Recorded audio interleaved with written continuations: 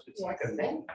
Yeah. It's a personage. It is not a kind of a stick. He's not talking about a stick here, but yes, in a weird way, he is talking about a stick, because when we get to Ezekiel chapter 37, we see that there's different rods. There's two sticks, and there's a family that's been divided that has ruled in one area of the world and ruled in another area of the world. And he said, what I'm going to do, there's a special person, and this is the person who does this high priest. There's another spot that says he looks kind of fancy after we put some clean clothes on him, but that's not good enough. Put a crown on his head. He is royalty. He is not just a Levite priest. He is a Davidic. Yes. He is a Melchizedek. He's a one of a kind right now that hasn't been seen in a while. Abraham met with him a few times. Yeah, that's who we're talking about here. So yes, this branch. If you get here by verse 9, Paul, would you read 9 and 10 for me? And then I want you to read chapter 4. So, talking about chapter 2, verse 9. Chapter 3 and verse 9, and then chapter 4. Well, how about verse 8? Hear now, Yahushua, the high priest, you and your fellows that sit before you, for they are men wondered at. For behold, I will bring forth my servant, the branch. For understand the stone that I've laid before Yahushua. Upon one stone, 7 eyes. Understand, I will engrave the graving of it, said Yahweh of hosts, and I will remove the iniquity of that land in one day. In that day, said Yahweh of hosts, you shall call every man his neighbor under the vine and under the fig tree. Good spot. Carry on. Chapter 4, how far you want to go there? Well, It's just there's a little. special spot here, verse 7. Okay. In verse 9, he mentions the 7 eyes. Okay. And we're about to hear a little bit about who these eyes are. You're looking up here. If you look up front, you can see them. They're here. They're right over there. They were on the Mount of Transfiguration. It's a them. It's not just, the thing about a flame is without air or the wind or the breath of Yahweh, it don't exist. It don't exist. You have to have the oil and you have to have the lamp, but then you have to have the air to let it go, to let the out west, when those fires come and the winds come, the firemen just dread it because there's no controlling it. It will jump. It'll jump roads. It'll jump whole areas that are nothing but sand. It'll just jump on over, keep right on burning because there's life in it. It breathes. It consumes oxygen. That's what we do.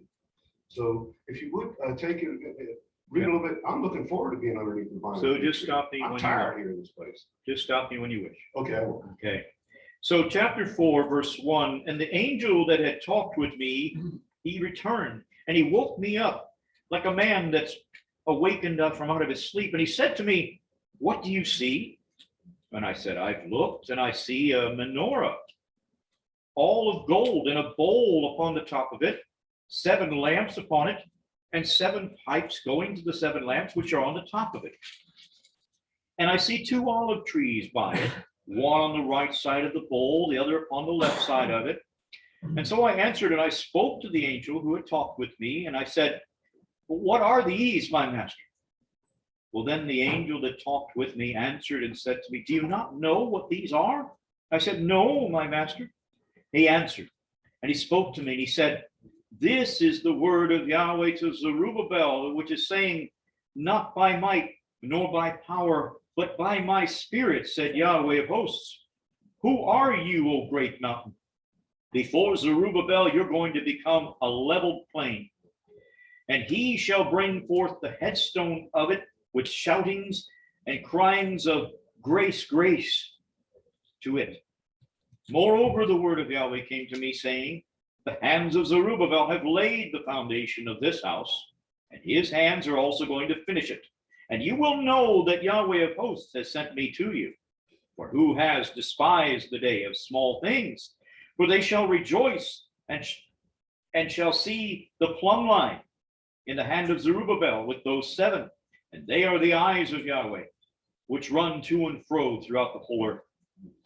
Well, then I answered and I said to him, well, what are these 2 olive trees on the right side of the menorah and upon the left side of it? Well, I answered again and said to him, what are these 2 olive branches which through the 2 golden pipes empty the golden oil from out of themselves. He answered me, and he said, do you not know what these are? And I said, no, my master. He said, these are the 2 anointed ones that stand by the sovereign of the whole earth. There were some special, I won't just call them characters, that showed up throughout time. Who showed up. When Joshua was out there and he was being tempted, immediately after the temptation, what happened? There's only one that tells you. The rest of them say, well, he packed up the bags and he starts in there. No, one of them tells you that angelic host showed up and they said, Yahweh watched every bit of this. And they encouraged him and they gave him something to eat. They gave him different bread. They gave him something special, like prophets give, but this was beyond a prophet. They knew who he was. And they're like, you did it. You did it. And the king of the world came to you and offered you all kingdoms of the earth. And you said, I obey my father unto death. Obedience is better than a sacrifice. What if your obedience is a sacrifice? He said, you don't know what you're about to happen here in 3.5 years. You're going to lose it all because you're like you did when we were real close to the garden. Do you remember when I said to Cain, he's crouching outside the door. If you don't watch what you're doing, you're going to kill your brother because you hate your brother. He got a warning. Abel didn't get the warning, hey, you better look out, your brother's going to come and get you. By the time we get to the New Testament, Yah's talking about Abel's righteous blood crying out. He said, but there's an even more righteous blood that's going to cover all the multitudes of sin because that was Adam's son. And it has to be a special Adam's son to rejuvenate my love and my contract. So nothing but the blood of Yahshua. Man, Lamb's Book of Life, that's what that was written before we started this plan. And it was so that we would be introduced to Father God. It was so that we could, as king priest, Zerubbabel, he says, it's not by strength. You're pretty good with a bow. And he said, you're really decent with a sword, but not by your strength and by your might, but only by Elohim, us. Let us man in our image. Them, they. Yeah, and we're inclusive in this thing. What Dad went through last week is finally, after all time, that all will be all. Because as it is right now, things are still they're still working.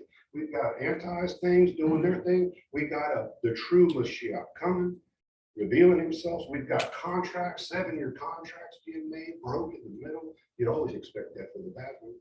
Why? Well, he tried to mock. How many years? Joshua, 3.5 years. It says, and then he was cut off in the midst of it. Why? Obedience. Because Yahweh said, I'm going to ask you something. He said, what is it, Dad? He said, lay down your life. He said, wow, that's serious. He said, I want you to lay down your life. And then in 3.5 days, I want you to take it back up. I want you to show that you can be obedient back. Be obedient back. That wasn't just a resurrection, that was obedience. He had to give it before it could ever be granted to him. That is the royal priesthood. That is what the transformation is. That is what he didn't look like he did before when he came out. He was what he always was. If you remember one of the spots, he screamed and hollered out. And he says, Father, magnify yourself. Bring me back into the spot where I was.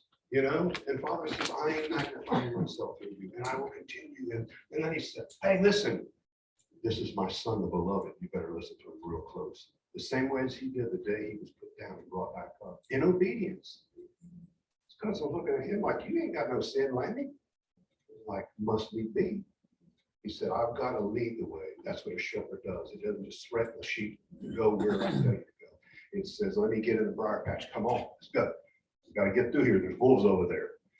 Screamed a little bit through this, a little bit of pricks here and there. He told Paul, don't run against the pricks. He said, you're going to have to go in the briar bush for a few minutes, but don't struggle. You struggle against me and you're going to tear yourself up. I'm just going to stand there and watch instead of help.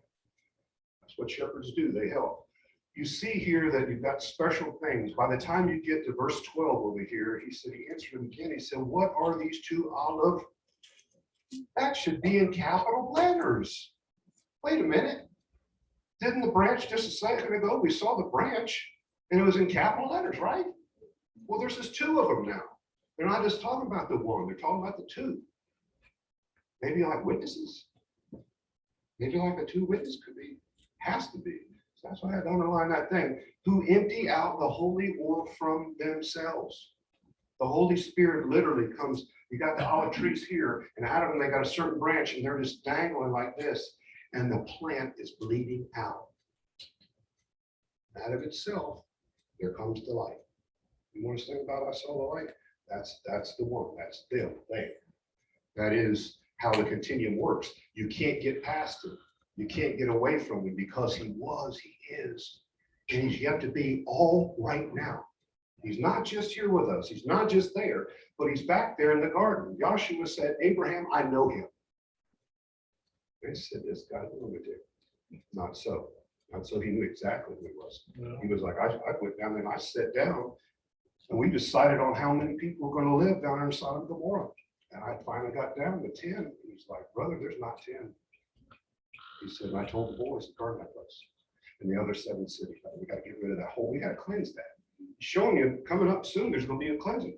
Who went down there? How many angelic hosts went down to Sodom and Gomorrah? Some branches went down there and they were on fire. They called it down. Yeah. Remember what he said to the two? They said, we saw this and we let it bit us. We call fire down on Jerusalem. Joshua said, whoa, whoa, whoa. Hold your tongue, hold your tongue. He said, you don't realize who's inside you, what spirit you are of. He said, if you say that, you'll turn loose some of them up there and they will burn part of Jerusalem. We had to stop it. David, I talked about it a few weeks ago. David saw the sword and the angel coming in there and he begged him, squall, please don't burn them down. Please don't burn me. He said, children of Jesse. He said, do away with my household, my sons, my daughters. He's like, don't blame the lambs. That's who we're messing with. That's why he said, David, that's my friend. It's got a lambing sheep heart right there. You can't lead lambs and sheep if you don't have that kind of heart. Hard hearts, that won't last too long in this world. To wrap this up, if you would turn over to chapter 6, and Paul, if you would read 11, 12, and 13. Chapter 6 of Zechariah. Zechariah, yes. Chapter 6 of Zechariah, verse 11, 12, and 13. Then, verse 11, take silver and gold and make crowns, and set those crowns upon the head of Yehoshua, the son of Jehozadak, the high priest, and speak to him, saying, thus speaks Yahweh of hosts, saying, behold, look at the man, see the man whose name is the branch. And he's going to grow up from out of his place, and he'll build the temple of Yahweh.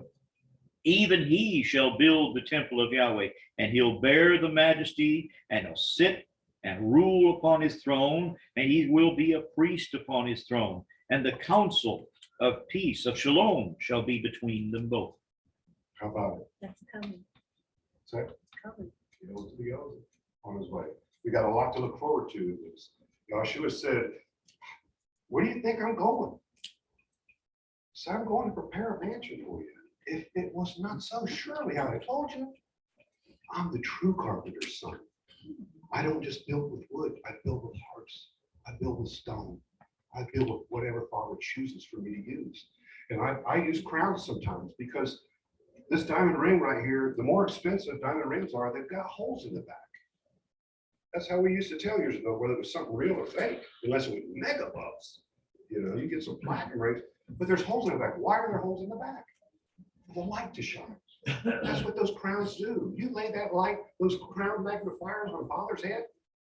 Talk about a lighthouse. We got a little sign up here that said lighthouse. No, I'm talking about the real business. I'm talking about the thing that penetrates to the soul from all times. The one that you can't ever get away from, the one you never want to run from if you're truly is. You know, and David said, I'm a worm. You know why? Worms turn into moths. And guess what moths love? They love the flame. We're willing to give our wings up to be part of the light. So don't be worried about what, you know, there's a lot of things. We're going to see a lot of oppression coming, but he has it all in his nails carved. Like these things right here. For my feet, Bob, that ran to Baptist, he said they had to poke both my feet too, Dan, because of you. And I said, I know you love me. He said, you know I do. Hallelujah. Hopefully it's encouraged you. You see here, we've got another branch. And that's what those things do. They bring him into this world, in this dark place. You don't want darkness walking on out there.